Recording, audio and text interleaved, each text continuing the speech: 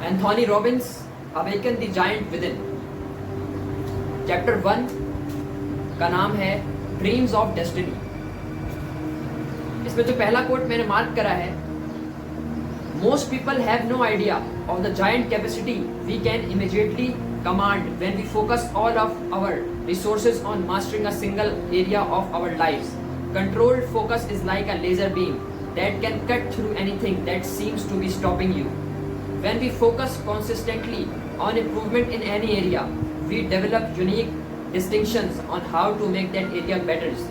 One reason so few of us achieve what we truly want is that we never direct our focus, we never concentrate our power. Anthony Robbins कह रहे हैं कि हम सब के अंदर एक जायंट छुपा हुआ है, यानी कि हम सब अपने अंदर एक जायंट रखते हैं। और वो जायंट पैदा कैसे होगा, यानी कि वो जायंट बाहर कैसे आएगा, जब हम अपनी सारी रिसोर्सेज को लगा देंगे एक एरिया ऑफ लाइफ पे, यानी कि अपना एक मकसद पहले डिटरमाइन करेंगे और उसके बाद अपना सारी एनर्जी और सारी रिसोर्सेज जो है उस मकसद को अचीव करने में लगा देंगे। तो क्या होगा कि हमारे अंदर जो डिफरेंट क्वालिटीज़ जो हैं वो पैदा होंगी और हम एक सुपर ह्यूमन बन जाएंगे। अगर हम अपनी फोकस को एक जगह पर लगा देंगे तो हमारे अंदर बहुत सारी क्वालिटीज़ जो है वो पैदा होंगी और हमारा जाइंट जो है वो बाहर आने लग जाएगा। इसमें कहा जा रहा है कि बहुत सारे लोग जो चाहते हैं अचीव करना और उसको अचीव नहीं कर पाते, इसकी वजह भी यही है कि वो अपने जो मकसद है उस पर फोकस ही नहीं करते, उनका कोई मकसद नहीं होता पहले तो, और वो अपने रिसोर्सेज को एक एरिया पर फोकस ही नहीं करते, जिसकी वजह से उनके अंदर डिफरेंट और अच्छी क्वालिटीज़ जो हैं वो बिल्ड नहीं होती और वो अपने जायंट को बाहर नहीं निकाल पाते। अब बढ़ते हैं अपने नेक्स्ट कोट की तरफ। You see in life lots of people know what to do but few people actually do what they know. Knowing is not enough, you must take action. इन लाइनों में एक आ गया है कि बहुत सारे लोगों को ये पता होता है कि उनको क्या करना है, मतलब majority of people know what to do but they don't take action, यानी कि वो एक्शन नहीं लेते क्योंकि वो समझते हैं कि जानना ही काफ़ी है, जबकि ऐसा नहीं है। अगर आपको कामयाब होना है तो आपको एक्शन भी लेना होगा और जानना भी होगा। इसका मतलब ये है कि जानने की यानी कि नोइंग की और एक्शन की अपनी अपनी जगह है। नोइंग ही सब कुछ नहीं है, यानी कि नोइंग ही एक एंड नहीं है, जानना भी ज़रूरी है और एक्शन भी ज़रूरी है। तो हमें दोनों काम करने हैं अगर हम कामयाब होना चाहते हैं। It is worth it to have everything you have ever dreamed of, yet not have the physical health to be able to enjoy it. इस कोट में ऑथर जो है सवाल कर रहे हैं कि क्या ये वर्दी है, क्या ये इस बात की वैल्यू है कि आप सब कुछ अचीव कर लो जो आप चाहते हो, जिसका आपका ड्रीम था, लेकिन आप इस काबिल नहीं रहो कि आप इसको एंजॉय कर सको। क्या ये किसी काम की है चीज़, ये सक्सेस किसी काम की है? एग्जैक्टली नहीं है। तो हमें क्या करना होगा, हमें अपनी सक्सेस पे काम करना होगा और उसके साथ साथ अपनी हेल्थ पे काम करना होगा, जब भी हम उस सक्सेस को एंजॉय कर सकेंगे।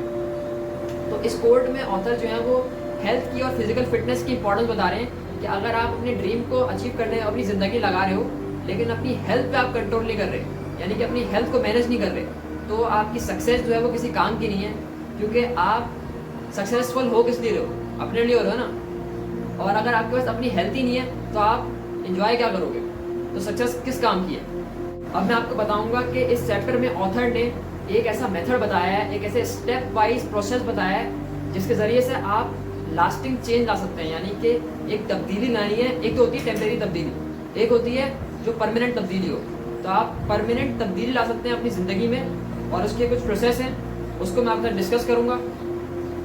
इसके 3 प्रोसेस बताए गए हैं। पहला प्रोसेस है रेज योर स्टैंडर्ड, दूसरा प्रोसेस है चेंज योर लिमिटिंग बिलीव्स और तीसरा प्रोसेस है चेंज योर स्ट्रेटजी। अगर हम इन 3 प्रोसेस पर उबूर हासिल कर लें, यानी कि इन 3 प्रोसेस को समझ लें और इस पर कंट्रोल हासिल कर लें, तो हम एक लास्टिंग चेंज ला सकते हैं। तो अब मैं इसको डिफाइन करता हूँ कि ये है क्या। रेज योर स्टैंडर्ड का मतलब ये है कि एक इंसान अपनी ज़िंदगी में डिफाइन कर ले कि उसको पहुँचना कहाँ है और उस जगह तक पहुँचने के लिए उसको अपनी ज़िंदगी में क्या करना है और क्या नहीं करना है, मतलब डूज एंड डोंट्स ये डिफाइन कर ले कि मुझे ये काम नहीं करना है और मुझे ये काम करने हैं। आप वो काम जो है अपने गोल के रिस्पेक्ट से डिफाइन कर लें, तो इसका मतलब है कि आपने अपने स्टैंडर्ड्स को जो है वो रेस कर लिया है। दूसरा स्टेप जो बताया गया है इस प्रोसेस में वो है चेंज योर लिमिटिंग बिलीफ, यानी कि ऐसे बिलीफ जो आपको लिमिट कर रहे हैं, जो आपको रोक रहे हैं सक्सेसफुल होने से, उनको आप चेंज कर दो। तो ये जो बिलीव्स होते हैं ये एक ऐसी कमांड है जो आप अपने ब्रेन को दे रहे हो, और उस कमांड को आपका ब्रेन सच मान लेता है और उसके बेस पर एक्शन करता है। तो अगर आप ऐसी कमांड्स जो आपको लिमिटेड कर रही हैं, आपको रोक रही हैं, दोगे तो आप अनसक्सेसफुल रहोगे और आप चेंज नहीं ला पाओगे। चेंज लाने के लिए दूसरा स्टेप ये है कि आपको ये बिलीव होना चाहिए कि मैं चेंज कर सकता हूँ, और आपके सबकॉन्शियस में ये बात बैठ जानी चाहिए। तो अपने लिमिटिंग बिलीव्स को आपको चेंज करना होगा, और यही दूसरा प्रोसेस है। पहला प्रोसेस था रेज योर स्टैंडर्ड्स, दूसरा प्रोसेस है चेंज योर लिमिटिंग बिलीव्स। अगर आप पहला स्टेप करेंगे और दूसरा स्टेप नहीं करेंगे तो कुछ भी नहीं होगा, चेंज नहीं आ पाएगा। आपको दोनों स्टेप्स को फॉलो करना है, और इसके बाद जो तीसरा प्रोसेस है उसको भी फॉलो करना है, जो है चेंज योर स्ट्रेटेजी, यानी कि काम को किस तरह से करना है, किस मेथड से करना है। यानी कि आप एक जगह तक पहुंचना चाहते हैं लेकिन आप उस काम को अचीव नहीं कर पा रहे, तो आपको अपनी स्ट्रेटेजी यानी कि अपने प्लान्स और अपने जो रूट है उसको चेंज करना होगा। फॉर एग्जाम्पल मैं आपको एग्जाम्पल देता हूँ उस बात को समझाने के लिए कि आपका मकसद है कि कील ठोकना, और आप दीवार पे कील ठोक रहे हैं, लेकिन आप उस मकसद को अचीव नहीं कर पा रहे, यानी कि आपकी कील जो है वो अंदर नहीं जा रही। तो अब इसमें एक बंदा होगा वो क्या करेगा कि वो उसमें लगा रहेगा, 1 घंटा हो जाएगा, 2 घंटे हो जाएंगे।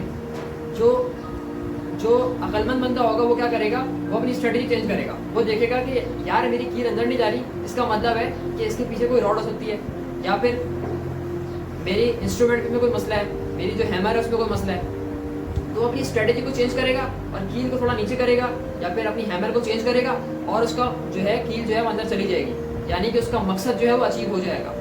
तो यही ये प्रोसेस बता रहा है।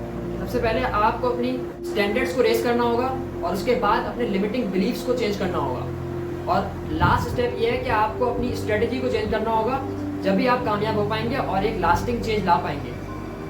तो ये मेरे पहले चैप्टर का रिव्यू था। अब हम बढ़ेंगे अपने नेक्स्ट चैप्टर की तरफ। जब तक के लिए मुझे इजाज़त दीजिए, अपना ख्याल रखिए, शुक्रिया।